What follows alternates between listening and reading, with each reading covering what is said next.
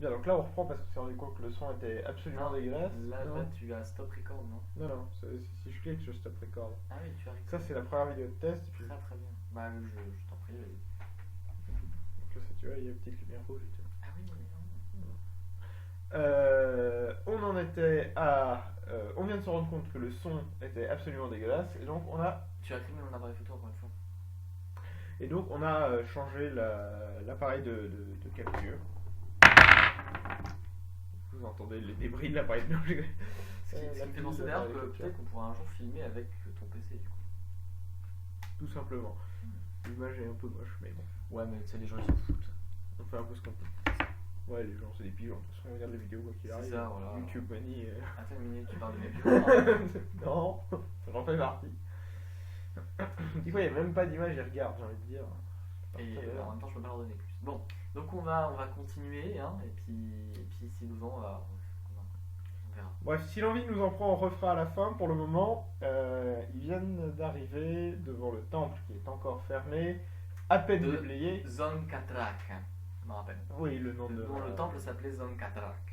À ne pas confondre avec le prochain qui a un nom un peu plus orienté. Donc, on fait ouvrir les portes du temple, qui donc étaient, je rappelle bien, hein, qui étaient fermées par des chaînes. Donc nous on prend un marteau et puis on casse ces chaînes rouillées. Ça me fait penser. Les Finlandais sont en train d'essayer d'enfuir des déchets nucléaires en mettant des symboles pour que les civilisations futures n'ouvrent jamais le lieu. Et je me dis qu'il n'y a rien qui empêche un groupe d'aventuriers comme ça de venir et de violer n'importe quelle sépulture. Puis n'importe qui, hein, au final tu marquais Do Not Cross. Do Not Open, ça veut dire il y a un truc que tu veux pas que je chope derrière, vas-y j'y vais. Voilà, il faudrait juste marquer simplement nucléaire, hein. Déchets nucléaires. Ouais, mais dans 50 000 ans, tu sais. Donc, regarde, les mecs ils ont marqué Zone Couton. Est-ce que tu me fais passer un message dans le sens où on n'aurait peut-être pas dû ouvrir ce temple? C'est ça que tu veux me dire? C'était pas obligé. Ah si, il fallait qu'on récupère le bouquin. Ouais, le bouquin. Du schnock. J'étais obligé de récupérer le bouquin. Ouais, sinon ils nous aidaient pas. Ouais. Donc au lieu d'envoyer ces deux paladins ultra testostéronés, bénis, etc., Ouais. ils nous envoient nous. Ouais. Ils nous envoient nous, donc le groupe inexpérimenté de branleurs. C'est un petit peu comme la méthode pour capturer les serpents et choper les fleurs. C'est ça, faut amener des mecs esclaves sacrifiés. ou des gens. Tu veux dire que. Oh wait, c'est quoi ces employeurs? Donc on entre dans le temple qui est lugubre, hein, très, très clairement. Il n'y a pas une seule porte quasiment, il n'y a que des rideaux de chêne. Donc histoire de dire à la discrétion que vous pouvez oublier. Entre autres. Il y a des parties un peu effondrées aussi. En mode comme ça, j'ai pas besoin de faire un plan complet. J'ai un peu la flemme de faire le plan complet du temple, et puis en plus vous irez pas par là. Mais je vais reprendre l'idée pour un truc. T'as bien raison, c'est très pratique, très pratique. Ça fait genre, ouais, t'as vu, c'était vachement grand. Mais en fait, non. Plus maintenant. Alors, je vais faire ça rapidement, mais en gros, on va explorer différentes pièces. Mais il se trouve que parmi les pièces qu'on va explorer, il va y avoir la cuisine. La cuisine. Ouais. Donc, avec un maître cuisinier qui est étalé dans sa cuisine. Et il se trouve que ce monsieur est sec comme un pruneau. Ça te fait marrer, toi. Hein. Donc on comprenait, on a étudié on a étudié ce qui a fini très tard d'ailleurs. On a étudié ce cadavre dont on n'arrive pas à bien dormi. Donc on étudie ce cadavre dont on n'arrive pas à définir la cause du décès. Et puis il y a une arrière-salle qui semble être le garde-manger. On ouvre et effectivement c'était un garde-manger, sauf qu'il contenait des humains accrochés à des gros de boucher, hein, tout simplement, hein, comme Monique de Villepin avec. Bon, bref. Donc des gens accrochés à des gros de boucher. Et au fond de cette salle, le cadavre de ce qu'on a un petit peu du mal à identifier, mais on finit par comprendre que c'est une petite fille. Et en fait, le corps de cette petite fille a été altéré. Atrocement mutilé. Donc il se trouve que sa tête n'était plus sa tête d'origine, hein. Elle avait à la place un crâne qu'on n'a pas réussi à identifier d'ailleurs, mais qui était celui d'un. Non, tu nous l'as donné après, mais vous avez peut-être pas tu nous as dit que c'était un crâne de ver des sables. C'est ça. D'ailleurs, je me demande encore comment un ver des sables peut avoir un crâne. Il y a des os, tu sais, le genre de bestiole. Je pense à Dune en fait, donc je vois pas trop. Ah, bah écoute, moi mon ver des sables, dans ma tête, il avait des os. Mais tu me l'avais décrit, j'avais même dessiné du coup. Donc, Donc un crâne de ver des sables, et en fait tout son corps a été une sorte de recouvert de chaînes en fait, enroulé dans des chaînes. Enroulé, entremêlé, ça passait entre les os, tout ça, c'était cool. Ah putain, c'était à ce moment-là. Ah, t'avais pas capté? Non. Ah, Non, voilà. c'était déjà bien glauque comme ça. Tu vas refaire des cauchemars. Donc il se trouve que depuis le début qu'on est entré dans ce temple, le paladin faisait détection du mal, détection du mal, détection, donc tout était maléfique bien évidemment. Et on s'est un peu méfié du corps de cette petite fille, on a fait détection du mal, on nous a dit bah comme tout le reste c'est maléfique. On l'a laissée là où elle était, on est parti. Et à un moment on se retrouve dans une grande salle qui est une sorte de cathédrale, de lieu de prière, ouais, donc avec des bancs, avec une sorte d'assemblée qui a l'air d'être encore présente, pas bougée. L'assemblée était là, desséchée comme des pruneaux. Desséchée comme des pruneaux. Et en face, il y avait une sorte de trône, et sur ce trône trônait. Pas exactement en face, c'est là que ça aurait peut-être dû vous mettre à les. Ah, il était en face. En fait, il y avait l'autel au fond de la pièce, et le trône siégeait au milieu de tout ça, face au. Tu ne l'as pas décrit comme ça. Voilà, la map était comme ça. Non, tu nous as fait des bancs, le trône et le. Non, ah oui, non, d'accord, je vois dans quel sens tu dis. Ok, bon, oui, alors oui, si tu veux. L'hôtel. Attention, c'est en 3D, la pièce est. Putain, je suis déjà tellement mauvais comme ça avec un. Hôtel, des petits bancs, le trône. Ça te va? D'accord. Qui en fait était une chaire en fait. Oui. Ouais. Mais nous on a vu ça comme un trône, on s'est dit qu'il y a un roi dessus, en plus il avait une sorte de couronne, donc ouais. On n'a pas cherché plus loin. Surtout un roi. Et une épée entre les mains. Ouais. Donc on s'est dit bon chouette, des cadavres à dépouiller. Facile en plus. Facile, argent gratuit. Quel combat. Quel combat. Donc un combat qui a duré des plombes, parce qu'au final bon, les mecs se sont réveillés, on avait une armée de zombies et un chef prêtre zombie, tout ce qu'il y avait de plus pas frais. On a galéré parce que comme des cons. Niveau 3 je crois. Non, on était niveau 2. Je suis cruel. Ouais, c'était chaud. Donc en fait on est passé niveau 3 avant la session d'après. C'est ceux qu'on va Non, même la session encore d'après, quand ils ont fait le temple, ils étaient niveau 2. Non. Si. Le suivant? Ouais. Non. Si. Je sais que non. Tu nous as dit. Si. Non, ils étaient 3. Arrête, tiens. Il n'y a pas de mission entre les deux, donc. Bon. Il se trouve qu'on se positionne très mal. Au final, on avait une position stratégique de fou qu'on n'a pas utilisée. Position stratégique, à savoir. Vous mettez la stratégie. Ah, les mecs, on peut les fouiller tout de suite. On est. Ah, ils bougent. Mais non, mais surtout qu'on se mettait dans le couloir, on les défonçait quoi. Mais bon, on l'a pas fait. Donc on a eu un combat ultra dangereux qu'on a fini par triompher parce que le paladin, encore une fois, avait une armure 23 totalement illégalement. Ouais, c'est bon. Ça va avoir. C'est un peu honteux. C'est l'erreur de gros noob quoi. Ouais, mais c'est pas grave. C'est pas grave. Maintenant on le sait. Maintenant on le sait. On jouait avec l'armure de mage. En plus de l'armure. Voilà. L'armure de mage qui donne un bonus d'armure qui se stackait. Plus 4. Qui se stackait.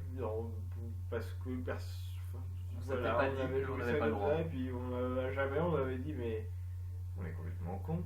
Et du coup on a longtemps utilisé cette merde. Bon, ça fait quand même un petit bout de temps qu'on le fait plus maintenant. Alors, mais ça fait bien un an qu'on le fait plus. Même plus. Pendant ma campagne, à un moment on a arrêté. D'un seul coup la classe d'armure des gens, diminution totale parce que on s'est rendu compte que ça se stackait pas avec l'armure en tant que bonus d'altération. Bon, donc même avec cette énorme armure contre une armée de zombies, le paladin n'a pas pu faire le poids. Finit par se faire taper dessus et au final, ouais, c'est ça. Et au final, un des seuls qui arrive à triompher de cette horde de zombies, c'est Prolix le devin. C'est Prolix le devin avec sa rapière, encore une fois, un problème de règle qui a été réglé ensuite. Donc, avec une arme perforante, il arrivait à tuer des zombies, sachant qu'ils avaient tous une RD de 5/tranchant. Voilà. En gros, en fait, il leur faisait aucun dégât normalement. Mais lui, il en a tué 2 ou 3 comme ça. Ouais, il en a HP 2 ou 3. À travers les chaînes en plus. Alors, moi je canalisais, mais au final je faisais jamais assez. Ouais, mais en fait, c'est parce que le prêtre zombie en face canalisait aussi pour soigner. Il a jamais canalisé. Si. Pour soigner les moins vivants. Oh, putain. Donc ça a pris des plombes. Et à la fin, il me restait quelque chose comme une canalisation. On était dans un sale état. On récupère une baguette de soin sur le prêtre zombie. On soigne un peu les gens. Et paf, c'était une baguette de blessure. Non, je déconne. Hey, ce serait super fort une baguette de blessure. Ouais, mais il faut toucher. Ça aussi, un truc où on jouait pas bien, mais la baguette où on faisait oh, ça marche à distance. Comme quoi, quand on lit pas les règles. Quand on lit pas les règles, ça marche pas. Mais c'est marrant quand même. Hein. Ah ouais, c'est plus facile. C'est clair. La baguette qui a une portée limitée au final. Donc, on a beaucoup appris au cours de cette campagne. Bah, elle dure tellement longtemps que sinon ce serait une perte de temps.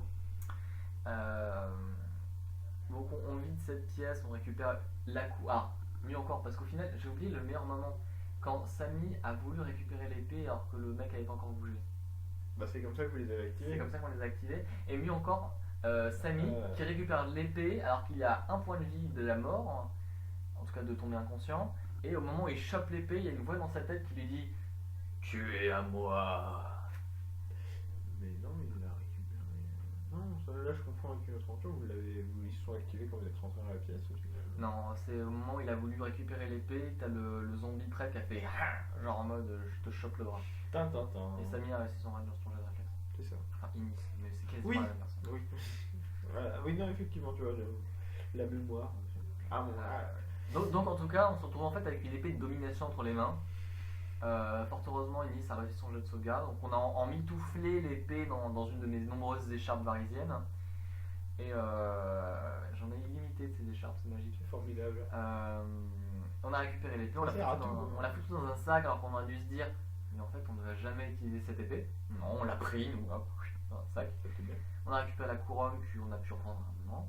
Et puis on s'est retrouvé un peu bloqué à un moment, on avait juste oublié qu'il y avait une porte au fond de la salle. Bon, à force de faire des allers-retours, on se rend compte que la porte du temple est verrouillée, qu'on ne pouvait plus ressortir parce qu'ils avaient activé une chaîne sur le sol, les putains de zombies. Donc on finit par revenir, on se rend compte qu'il y a un hôtel au fond de la salle, c'est bien de se rendre compte. C'est bien, oui. Et hôtel qui est, il y a une sorte de coffre dessus qui est fermé par 3 chaînes et un cadenas. Il y en avait 3. Hein.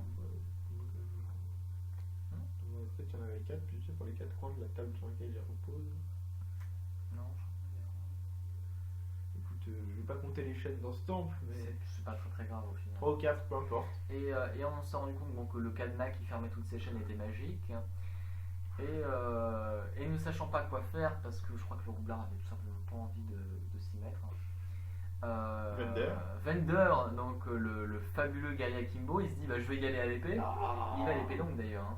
Bah oui. Donc il va direct à l'épée longue et il se dit je vais casser les chaînes. Il en casse une et tout d'un coup, il y a la chaîne qui s'enroule sur son épée. C'est pour ça que tu en avais 3. Parce qu'il y en a une qui pète dès le début pour activer le piège. C'est ça. Qui s'enroule autour de son épée. Alors là, au début, il essaie de se débrouiller, puis la chaîne continue de remonter vers son bras. Là, il se dit, ouais, hop, tiens, prends-la, je m'en fous. Voilà. Et l'épée se fait tordre par la chaîne. Et là, on se dit, bon, bien, on fait quoi? On continue ou... Donc Vender prend son épée courte. Là, il réussit son jet de réflexe, donc il se prend pas à la chaîne.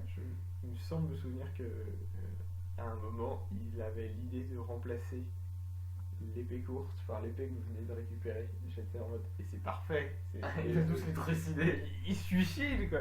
On l'a pas fait. Oui, vous l'avez fait. Il y avait 3 chaînes, je suis sûr qu'il y avait 3 chaînes parce que du coup il réussit le deuxième coup. Et le troisième il recasse et bam, il rate son jet et son épée se fait emporter. Et il se retrouve du coup avec l'épée courte du roublard qui est un alphelin. Donc techniquement de taille avec un cure-dent.